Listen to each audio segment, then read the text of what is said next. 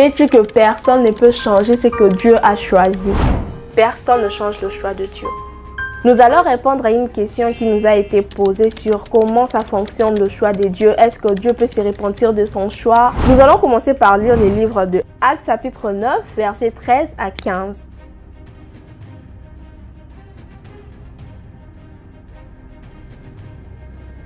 Et le Seigneur lui dit: lève-toi, va dans la rue qu'on appelle la droite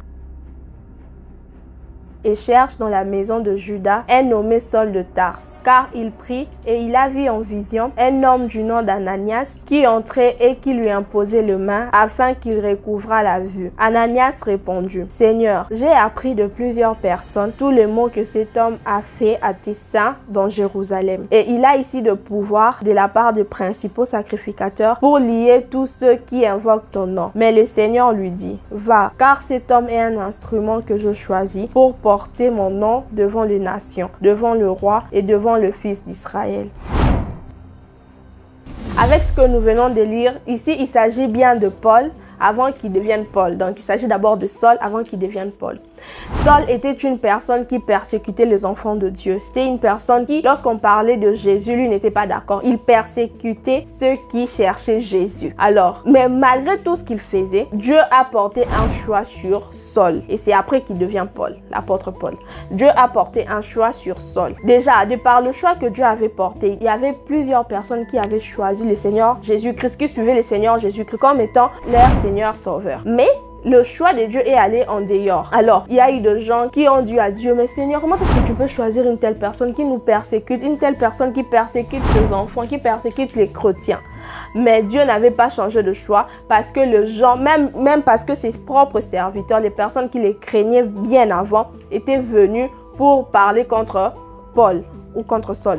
Dieu n'avait pas changé de choix. Il était resté avec son choix. Il leur a dit que c'est mon choix. C'est lui qui va porter mon nom. Par là, je vais dire quelque chose, que même si on vous accuse avec des preuves, même si on vous attrape le main dans le sac, aussi longtemps que vous êtes enfant de Dieu, aussi longtemps que vous êtes le choix de Dieu, sachez-le très bien que Dieu ne changera pas de choix. Dieu va vous former. Dieu va vous forger. Vous allez devenir la personne que Dieu attend de vous. Dieu ne va pas vous abandonner parce que votre passé a été obscur. Dieu ne va pas vous abandonner ou soit changer de choix juste parce que vous vous conformez pas à sa parole en ce temps où vous êtes actuellement. Saul était une personne qui persécutait les chrétiens, mais cela n'a pas empêché qu'il soit le choix de Dieu. De même aussi avec toi qui me lis, toi qui me suis en cet instant, tu dois savoir que peu importe qui est de ton passé, peu importe qui tu étais,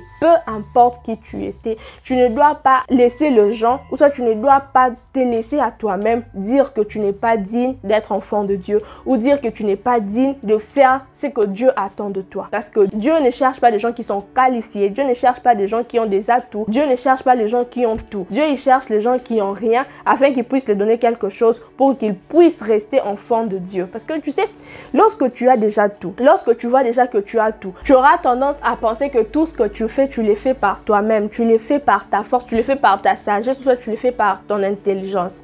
Et c'est pas ce que Dieu veut. Dieu, la gloire de Dieu, sa gloire, il ne la partage avec personne, ni avec ses serviteurs, ni avec personne. La gloire de Dieu, c'est pour Dieu. Et je crois que c'est l'une des raisons pour lesquelles, c'est l'une des raisons qui fait en sorte que lorsque Dieu choisit, il choisit les gens qui n'ont rien pour être qualifiés, afin que lui, Dieu, puisse les qualifier et que la gloire puisse rester à lui et à lui seul. Alors, en revenant dans notre contexte pour essayer de répondre à la question qui nous a été posée, il faudra savoir une chose. Lorsqu'on devient enfant de Dieu, on ne devient pas enfant de Dieu parce qu'on a choisi de devenir enfant de Dieu. On devient enfant de Dieu parce que Dieu nous a choisis. Ce n'est pas l'homme qui choisit Dieu. Ce n'est pas l'homme qui va vers Dieu. C'est Dieu qui va vers l'homme. C'est Dieu qui fait alliance avec l'homme et c'est Dieu qui fait son choix ou soit son appel. C'est Dieu qui appelle, c'est Dieu qui choisit. C'est comme ça. C'est pour cela que Jésus pouvait dire dans Jean 6, 44 que nul ne peut venir à moi sans que le Père ne l'attire. C'est Dieu qui attire et c'est ce qui fait que tu puisses avoir quelque chose en toi. Cette voix-là qui t'interpelle lorsque tu fais quelque chose de mal. Que tu puisses avoir de la culpabilité. Parce que dis-toi que ce n'est pas la personne que tu es qui fait en sorte que lorsque tu fais quelque chose de mal, tu ressens que non, j'ai fait quelque chose de mal.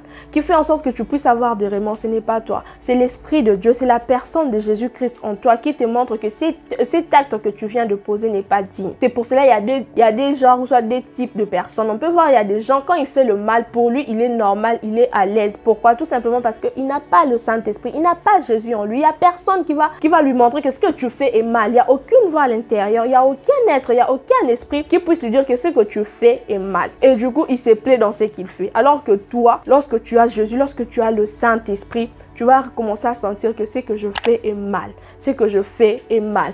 Et maintenant, puisque tu as le Saint-Esprit, puisque tu as Jésus-Christ en toi, tu dois savoir une chose. C'est quelque chose que tu dois te le répéter à chaque fois. À chaque fois que tu vois que tu veux abandonner. À chaque fois que tu vois que tu n'arrives plus à supporter la culpabilité, l'oppression ou quoi que ce soit. Tu vas te lever juste, tu vas dire une chose. Tu vas répéter ces versets, que ce soit dans ta bouche, plutôt avec une voix forte. Ou bien tu vas les répéter juste dans ton cœur. Il n'y a plus aucune condamnation pour ceux qui sont en Jésus-Christ. Le péché n'a plus aucun pouvoir sur toi. Tu as été racheté, tu as été affranchi, tu es maintenant libre. Tu appartiens maintenant à Jésus, tu appartiens maintenant à Dieu.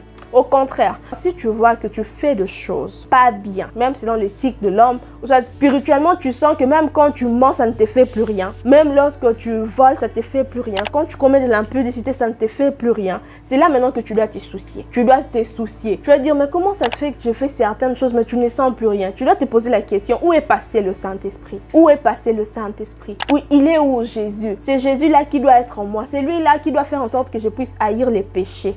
C'est lui-là qui doit faire en sorte que les péchés ne puissent plus avoir de place dans ma vie. C'est comme ça que ça doit être. Alors, ne te culpabilise pas, plutôt ne laisse pas la culpabilité, ou soit ne te condamne pas. Ou bien ne commence pas à te poser des questions. Est-ce que je suis vraiment le choix de Dieu? Est-ce que Dieu m'a vraiment choisi? Mais si Dieu m'a choisi, pourquoi je fais ceci? Si Dieu m'a choisi, pourquoi je suis en train de faire... Non, non. Lorsque tu reconnais que tu es culpabilisé par quelque chose, viens dans la présence de Dieu. Prie, déclare avec puissance, avec fermeté, tu déclares, tu prends autorité sur cette chose-là qui te culpabilise, sur cet acte-là que tu as posé, tu prends autorité sur ça, tu dis, moi je suis un enfant de Dieu, j'ai été appelé, j'ai été choisi, Dieu me connaît, Dieu a des plans à faire avec moi, il a des projets pour moi.